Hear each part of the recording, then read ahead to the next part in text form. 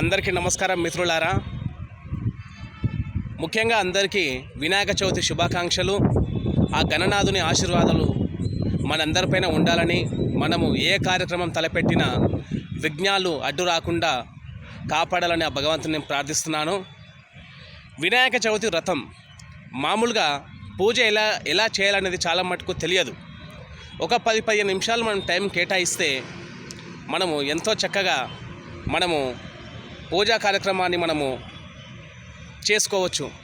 హిందువులు ఏ కార్యక్రమాన్ని ప్రారంభించినా లేదా పూజలు, నోములు, వ్రతాలు చేసిన ఎటువంటి విఘ్నాలు, ఆటంకాలు లేకుండా కొనసాగాలని తొలి పూజ గణనాథునికే చేస్తాం మనం.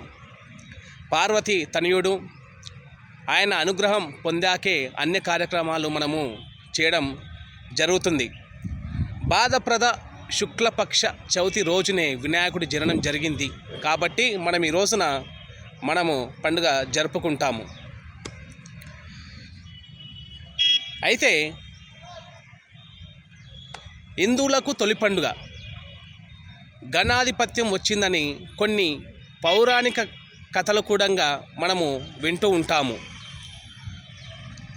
అయితే పొద్దుగాలనే లేచి తలస్నానం చేసి ముందుగా ఇంటిని శుభ్రం చేసుకొని తలస్నానం చేసి మంచి వస్త్రాలు ధరించి మామిడాకులు, తోరణాలు ఇంటిని మొత్తం అలంకరించుకొని కావలసిన వస్తువులన్నీ బియ్యం కానీ, తమలపాకులు కానీ, దీపారాధనలు కానీ, ముఖ్యమైన అన్ని వస్తువులు, సామాన్లు అన్నీ మనము సిద్ధం చేసుకోవాలి.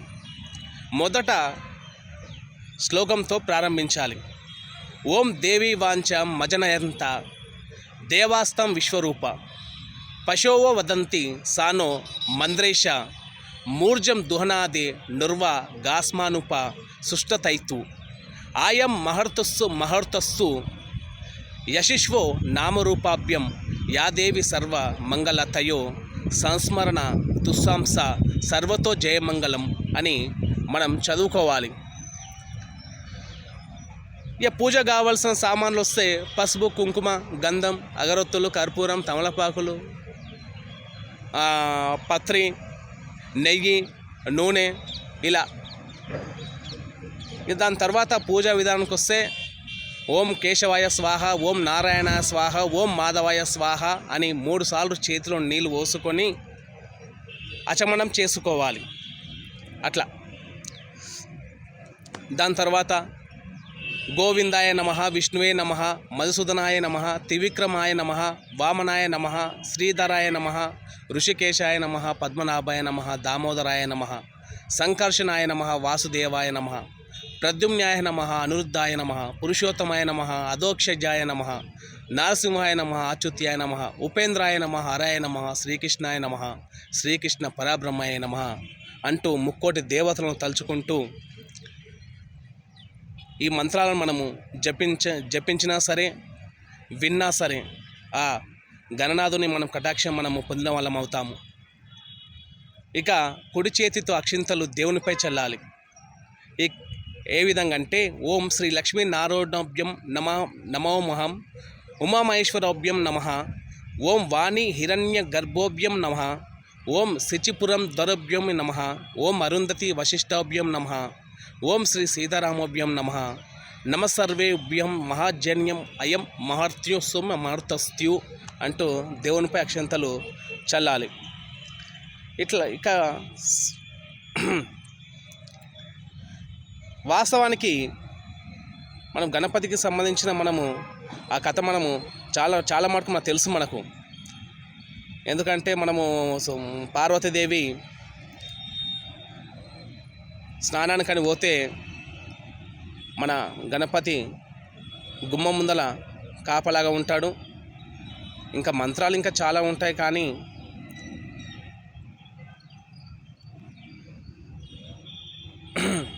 అట్లా ఆ కథ ఏందో మనం ఒకసారి చూద్దాం.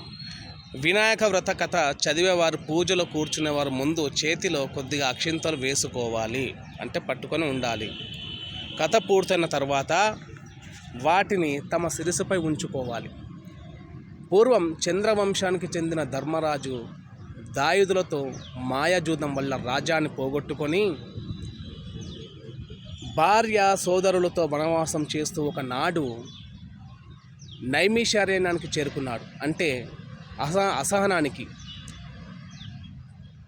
అక్కడ శౌనికాది ఋషులకు అనేక పురాణ రహస్యాలను బోధిస్తున్న సుత మహామునిని దర్శించి తనకు తిరిగి రాజ్యం పొందే మార్గం వ్రతం ఏదైనా ఉంటే చెప్పమని ధర్మరాజు వేడుకున్నాడు. అంతటా ఆ సుత మహర్షి శకల శుభాలను ఉసిగే వినాయక చవితి వ్రతం గురించి వివరించారు. విఘ్నేశ్వరోత్పత్తి, చంద్రదర్శన దోష కారణం, శాపమోక్షం గురించి ఆ మహాముని ఇలా చెప్పసాగాను. గజాసురుడనే రాక్షసుడు తన తపస్సు చే పరమేశ్వరుడిని మెప్పించి తనను ఎవరూ వధించజాలని శక్తిని ప్రసాదించమని కోరాడు. ఆపై శివుడు తన ఉదరమునందే నివసించాలని కోరడంతో అందుకు శివుడు అతడి కుక్షియందు అంటే కడుపులో బందీ అయినాడు. దీంతో అతడు అజేయుడైనాడు, అంటే మరణం లేనివాడు. తన భర్తకు కలిగిన స్థితి పార్వతీదేవికి చాలా దుఃఖితురాలైంది. ఏ విధంగా నా భర్తను బయటికి తీసుకొచ్చేది అని చెప్పి అయమయపడసాగింది. దీంతో జగన్మాత వైకుంఠానికి వెళ్ళి విష్ణువుని తన భర్తను విడిపించి ఉపాయం చెప్పమని కోరింది. విష్ణువు గంగిరెద్దుల వేషం ధరించి నందీశ్వరుని గంగిరెద్దుగా వెంట తీసుకొని వెళ్ళినాడు. గంగిరెద్దుని ఆడించి గజాసురుణ్ణి మెప్పించాడు. ఈ ఆనందంలో ఏమి కావాలో కోరుకొని గజాసురుడు అనగా అదే సమయం కోసం ఎదురు చూస్తున్న శ్రీమన్నారాయణుడు నీ ఉదరమందున్న శివుణ్ణి తమ వశం చేయమని అడిగాడు. తనకు అంతకాల్యము దాపురించినది గని గుర్తించిన రాక్షసుడు ఆడిన మాట తప్పకుండా కడుపున ఉన్న శివుని ఉద్దేశించి ప్రభు శ్రీహరే, ప్రభావంతో నా జీవితం ముగించినది. ప్రాణం విడిచిన తర్వాత నా శిరస్సు త్రిలోక పూజితమగునట్లు నా చర్మమును నిరంతరము నువ్వు ధరించినట్లు అనుగ్రహించవలసిందని ప్రార్థించి తన శరీరమును నందీశ్వరుని వశం చేశాడు. నందీశ్వరుడు ఉదరమున చీల్చి శివునికి విముక్తి కలిగించాడు. శివుడు గజాసురుని శిరస్సు చర్మం తీసుకొని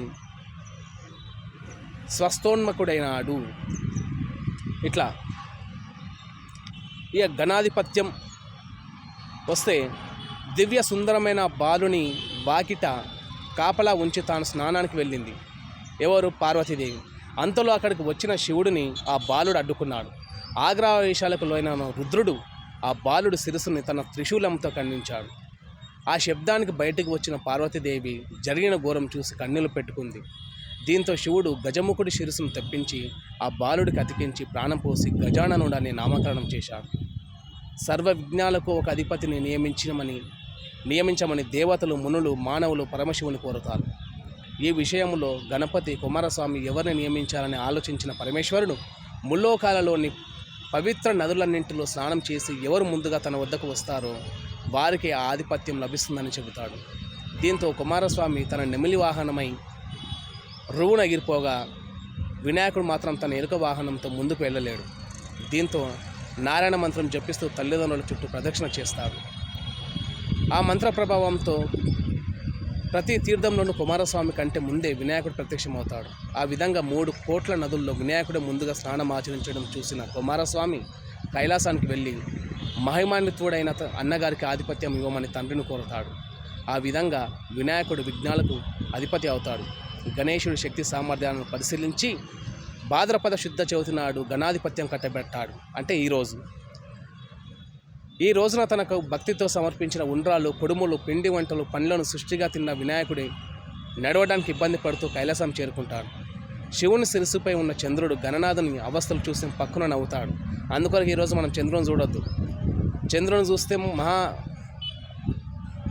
కృష్ణ పరమాత్మకే తప్పలేదు అపనింద. ఇక మనమెంత జాగ్రత్తగా ఉండండి. రాజదృష్టి సోకితే రాళ్ళు కూడా నుజ్జవుతాయి.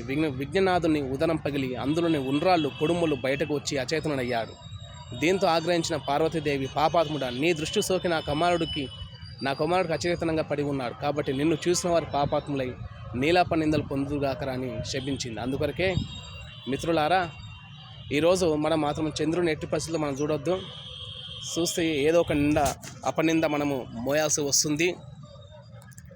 పార్వతీదేవి చంద్రుని శపించిన సమయంలో సప్త ఋషులు భార్యలతో కలిసి యజ్ఞం చేస్తూ అగ్నిదేవునికి ప్రదక్షిణం చేస్తున్నారు. అగ్నిదేవుడికి ఋషిపత్నుల మీద మోహం కలిగింది.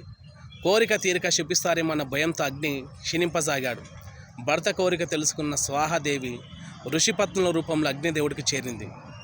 అగ్నిదేవునితో ఉన్నది తమ భార్యలని భ్రమపడిన సప్త ఋషులు వారిని విడిచిపెట్టారు. శాపగ్రస్తుడైన చంద్రుని చూడటం వలని ఋషుల భార్యలు నీలాపనిందలకు గురయ్యారని దేవతలు గ్రహించారు.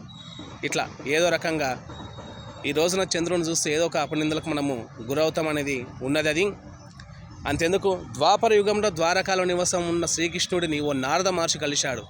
కాసేపు పిచ్చాపాటి మాట్లాడాక, స్వామి ఈరోజు వినాయక చవితి, పార్వతీ శాపం కారణంగా చంద్రుని చూడకూడదు, నేను వెళ్తాను అని కృష్ణుడికి చెప్పి నారదుడు వెళ్ళిపోయాడు.